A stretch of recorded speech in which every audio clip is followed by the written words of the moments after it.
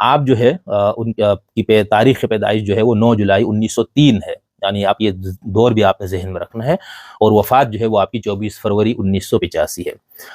ہم یہاں پر علامہ صاحب پر گفتگو کرنے سے پہلے چاہیں گے کہ تھوڑا سا ایک پس منظر ہم دے دیں کہ جس دور میں علامہ صاحب پیدا ہوئے یہی وہ دور ہے جس میں سید ابو الاعلیٰ مودودی صاحب پیدا ہوتے ہیں۔ یہ دونوں ہم عصر بھی تھے، دوست بھی تھے، ان کی ملاقاتیں بھی تھی دہلی وغیرہ میں۔ بعد میں جو ایک علمی فکری لحاظ سے ایک دوسرے کے اوپر جو حملہ آور ہوئے، یا ایک دوسرے پہ جو تنقید کی حملہ آور کہنے سے بہتر ہے، اور جس انداز سے پرویز صاحب نے خاص طور پر مودودی صاحب پہ نقد کیا، اور مودودی صاحب نے بھی اپنی تفسیر میں اور دیگر مقامات پر ان کی فکر پر تنقید کی، وہ ایک تاریخ کا بہت روشن ایک حصہ ہے، وہ ایک ہر طالب علم کو اس سے گزرنا چاہیے، اس کو دیکھنا چاہیے۔ تو علامہ صاحب کی جو دور ہے، یہ وہ دور ہے جس کے اندر میں آپ کو بتا رہا تھا، ایک طرف یہ سعید صاحب ہے، دوسری طرف آپ یہ دیکھیں گے باقی عرب دنیا میں بھی کچھ اس قسم کی شخصیات پیدا ہوتی ہے، اور اس کے بعد پھر ہم جب آتے ہیں عراق اور ایران کی طرف تو وہاں پر بھی کچھ اس قسم کی شخصیات اور اس قسم کے افکار اور نظریات ہمیں سامنے نظر آتے ہیں۔ تو اس دور میں سب سے پہلے تو خلافت عثمانیہ کا ایک مکمل خاتمہ ہو گیا تھا، جس سے مسلمانوں کے ہاں یہ تاثر ابھرا، یا ان کے ہاں یہ بات بہت پختگی کے ساتھ ان کے مفکرین نے اور عام لوگوں نے محسوس کیا کہ ہم ایک 1200-1300 سال کی جو ایک غالب تہذیب کے طور پر ہم نے زندگی گزاری، اور اس کے بعد ہم مغلوب ہو گئے، اور جو ایک آخری نشانی تھی اس طاقت اور قوت کی سیاسی اور عسکری، وہ عثمانی خلافت کے شکل میں وہ بھی زوال پذیر ہو گیا۔ ایک تو یہ چیز آپ نے ذہن میں رکھنی ہے۔ دوسرا جو ہے وہ ایک تہذیب جدید کا ایک چیلنج درکار تھا ان کو، یعنی پھر پوری دنیا پہ مغربی تہذیب کی الغار ہو گئی، اور اس نے مسلمانوں کی جو تہذیب تھی اس کے مقابلے پر ایک نئی تہذیب نے پورے طاقت اور قوت کے ساتھ دنیا پر غلبہ پا لیا تھا۔ اور خاص طور پر جس سرزمین پہ یہ حضرات پیدا ہوئے ہیں، ہندوستان کی سرزمین، یہاں پر تاج برطانیہ نے مکمل ایک حکومت کی کافی سالوں، اور اس کے بعد یہاں پر مذہب کے اوپر مختلف طرح کے اعتراضات جو ہے وہ وارد کیے گئے۔ تو یہ ایک نئی تہذیب تھی جس کا ان کو چیلنج درکار تھا، یعنی پہلے فلسفے کا مقابلہ تھا، اور اب فلسفے کے ساتھ ساتھ مذہب کو سائنس جیسی ایک زندہ روایت یا ایک ایسی چیز سے ان کو سامنا تھا جس کا جواب ان کو دینا تھا۔ اچھا، اس مغربی تہذیب نے کے اندر دو چیزیں ہوئی جب یہاں پر پوری دنیا میں برٹش راج اور فرنچ راج اور یہ چیزیں قائم ہوئی، تو خاص طور پر جہاں پر برٹش نے حکومت قائم کیا، ان کا جہاں پر ان کی سلطنت جہاں تک پھیلی، تو وہاں پر انہوں نے اپنا جو ان کا مذہب تھا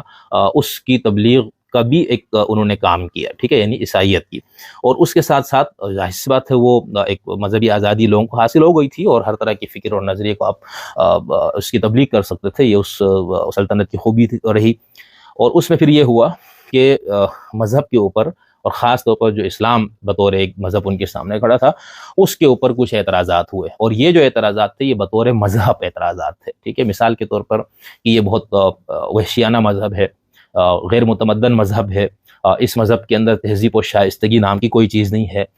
اس مذہب کے اندر جو ہے وہ لوگوں کے عقائد کو اور فکر کو اور نظریات کو جو ہے وہ تلوار کے ذریعے تبدیل کیا جاتا ہے، اور پھر اس کے ساتھ ساتھ اس مذہب کے ایک ایسا مذہب ہے جس کے اندر انسانوں کو غلام بنایا جا سکتا ہے اور خواتین کو لونڈیاں بنائی جا سکتی ہے۔ یہ ایک ایسا مذہب ہے جس کے اندر ایک آدمی بیک وقت ایک سے زائد بیویاں اپنے پاس رکھ سکتا ہے، اور اس کے ساتھ ساتھ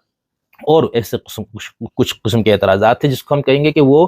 تہذیب کے طور پر، یعنی کہ یہ مہذب مذہب نہیں ہے۔ ایک تو یہ، دوسرا وہ عقلی کچھ اعتراضات تھے، یعنی کہ جو مذہب کے اندر کچھ ایسی چیزیں ہوتی ہیں جس کو ہم یہ کہہ سکتے ہیں کہ عقلی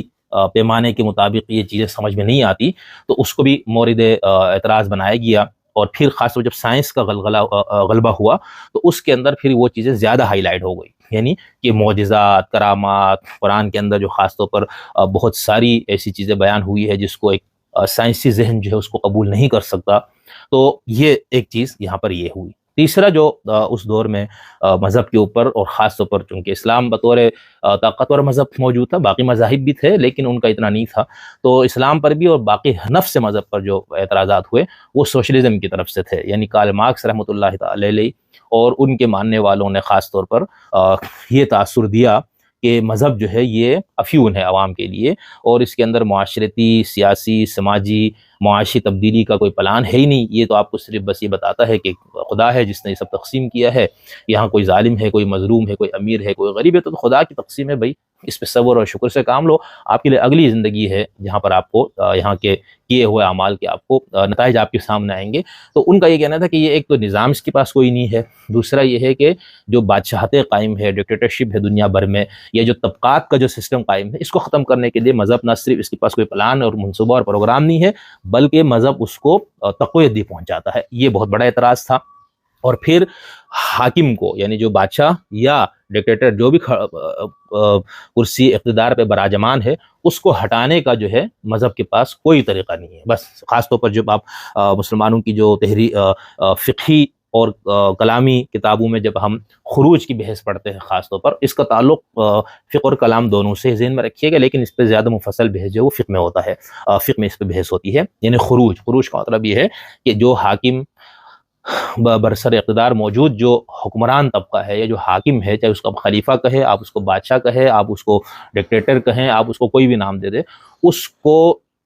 کرسی اقتدار سے کس طرح سے ہٹانا ہے، یعنی اگر وہ اس پیمانے پہ نہیں رہتا جو مذہب نے اس کے لیے طے کیا ہوا ہے، اس کو کیسے ہٹایا جائے گا، ٹھیک ہے۔ اس ہٹانے میں جو آخری مرحلہ ہوتا ہے وہ ہے مسلح جدوجہد کے ذریعے ہٹانا، ٹھیک ہے، اس کو ہم خروج کہتے ہیں، خروج علی الحاکم۔ تو وہ چیز بھی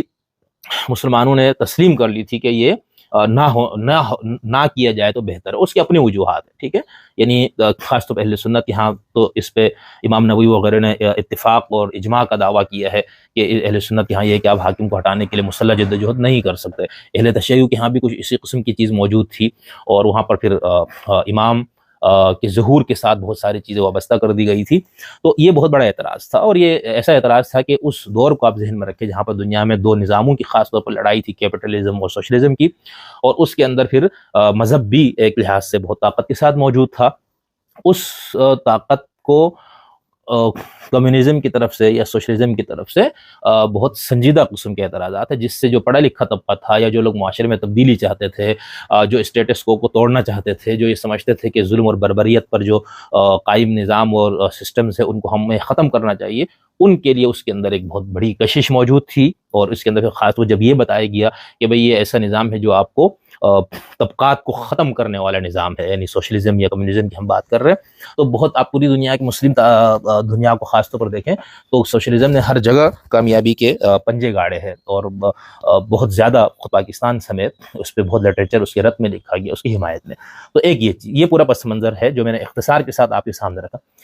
اس پس منظر میں کچھ بڑے مفکرین، کچھ بڑے دماغ مسلمانوں میں اٹھتے ہیں جنہوں نے ان اعتراضات کا سامنا کیا، ان کا جواب دینے کی کوشش کی، ٹھیک ہے۔ اب ہمارے یہاں یہ کہا جاتا ہے جیسے مستشرقین کے اعتراضات اور پھر ان سب کے، تو اس کے بارے میں ہمارے یہاں یہ سمجھا جاتا ہے کہ 3 طرح کے لوگ اٹھے جنہوں نے ان کا جواب دینے کی کوشش کی۔ ایک بہت معذرت خواہانہ نقطۂ نظر والے جس کو سر سید صاحب، علامہ پرویز، ان سب کو اس میں رکھا جاتا ہے۔ دوسرا طبقہ جنہوں نے جارحانہ انداز سے جواب دیے، یعنی علماء کا طبقہ اور کچھ اہل علم مفکرین کا طبقہ۔ اور تیسرا وہ لوگ ہیں جنہوں نے اعتدال کی کوشش کی، یعنی بہت جارحانہ کر کے جو چیزیں فقہ میں، کلام میں، جو